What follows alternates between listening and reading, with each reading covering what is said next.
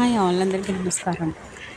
ఇది ఎన్నాళ్ళ క్రితం టెంపుల్ అనేది నాకు తెలీదు. కానీ ఇది ఒక చిన్న ఊరు, లైక్ చిన్న సొసైటీ లాగా ఉంది. చాలా చాలా చిన్న దారుల్లోంచి రావాలి ఈ గుడికి. శివాలయం అనమాట. చాలా పెద్ద శివుడు. ఒక చెంబు నీళ్లు కూడా సరిపోవు. అసలు నిజంగా మొత్తం అంతా పొయ్యగలమా లేదా, ఒక చెంబు నీళ్ళైనా అనిపిస్తుంది, అంత పెద్ద శివుడు. అక్కడే ఏకవీర అని చెప్పి, తర్వాత విఠ్ఠల స్వామి, ఓకే, తర్వాత ఆంజనేయ స్వామి, కాలభైరవుడు, దత్తాత్రేయుల వారు. ఇగో ఈ వృక్షం ఏదైతే ఉందో ఇది మనం అంజీరు అంటాము, అదనమాట. దీని చుట్టూ ప్రదక్షిణ చేస్తే చాలా ఫలితం అని చెప్తారు యాక్చువల్గా. బట్ ఎందుకో మనసు ఉండబట్టలేక ఈ వీడియో తీశాను. చూసారా ఎంత పెద్ద శివలింగమో. చక్కగా ఇక్కడ ఎవరికి వాళ్ళు దీపం పెట్టుకుని, నైవేద్యం పెట్టుకుని, ధూపం ఇచ్చి చక్కగా దేవుడికి ఇచ్చేస్తారు.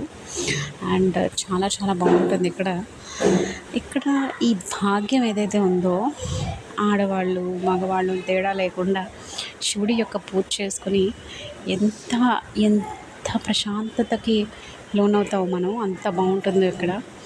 అండ్ ఇక్కడ మళ్ళీ వస్తానా లేదో అని చెప్పి పూర్తి వీడియో అయితే తీశాను.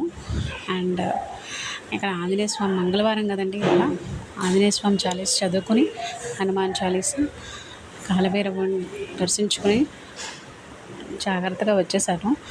బట్ అయినా ఇంకా ముంబై వెళ్ళను అని అంటే, నాకు ముంబై మార్కెట్స్ కన్నా లేకపోతే బిజినెస్ కన్నా వీటన్నిటికన్నా ఎక్కడ దేవుడిని మిస్ అవుతాను అని ఒక ఫీలింగ్ చూసారా, ఒక మనసు లాగేస్తుంది అనమాట. యూనో ఆ ఫీలింగ్ ఏదైతే ఉందో అది it's never ending feeling, it's incomplete, void అంటాం కదా, ఆ టైప్ ఆఫ్ ఇది అనమాట.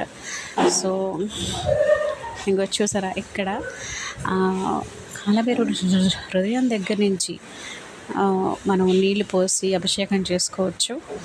అండ్ ఇంకో విఘ్నేశ్వరుడికి దర్భలు అర్పించి, కాళ్ళకి నీళ్లు పోసి, పాదాలు కడిగి మనం చక్కగా పుణ్యం సంపాదించుకునే మహా ఉన్నత ఆలోచనతో ఈ గుడి స్థాపించబడినది.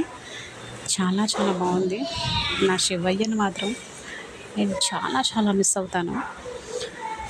మా నాన్నగారి దయ వల్ల, నేను ఆయన ఇచ్చిన గిఫ్ట్ వల్ల, బైక్ అండి అదే, దానివల్ల నేను ఈ యొక్క గుడిని ఎక్స్ప్లోర్ చేయడం జరిగింది విరార్ వెస్ట్లోని.